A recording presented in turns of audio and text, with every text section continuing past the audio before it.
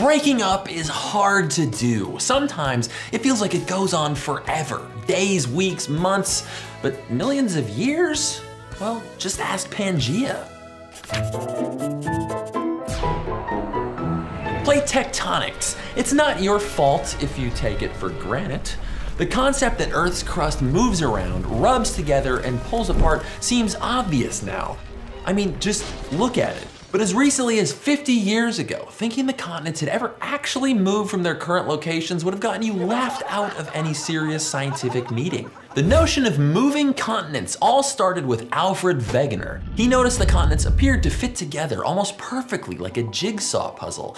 And if they used to fit together, that means they must have somehow moved apart. This led him to introduce a new idea, continental drift. The snug fit of coastlines wasn't the only evidence that the continents were all once joined together in a giant landmass all nice and cozy.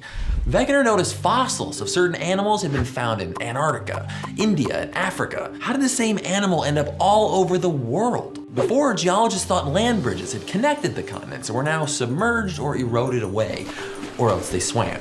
Remains of an ancient fern had also been found on 5 continents, and ferns definitely can't swim.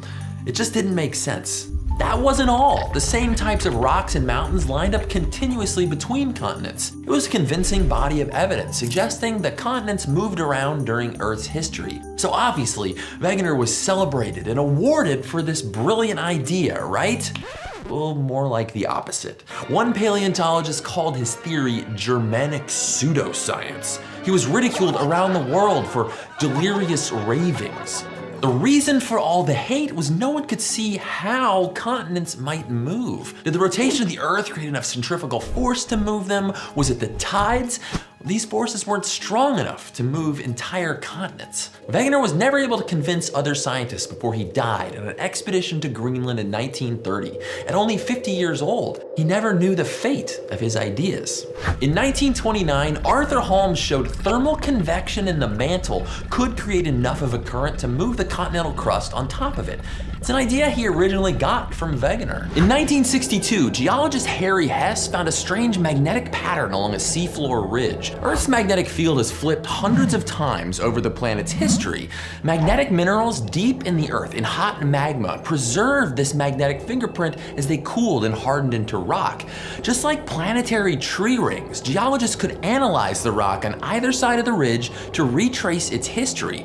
The seafloor was spreading apart at these ridges where new rock was oozing up from the hot mantle. Geologists finally had proof that Earth's crust wasn't static. It was constantly changing. They're even moving right now. Can't you tell? Well, probably not. Every year, the spreading at the Mid-Atlantic Ridge pushes the Eurasian plate and the North American plate just 2.5 centimeters farther apart. But over millions of years, that really adds up. Spreading between plates also happens on land. The African plate and the Arabian plate are actually splitting the continent in two. These deep rift valleys will eventually become an ocean and create a new separate African landmass. The Ring of Fire is where denser oceanic crust is moving underneath the less dense continental crust. 90% of the world's earthquakes and most major volcanoes occur along this margin. Monstrous eruptions and destructive earthquakes change our world every day and influence the lives of humans all over it. Just like the surface of our dynamic planet, the story of plate tectonics shows us it can take a little while before earth-shaking ideas change the world. If you catch my drift. Stay curious.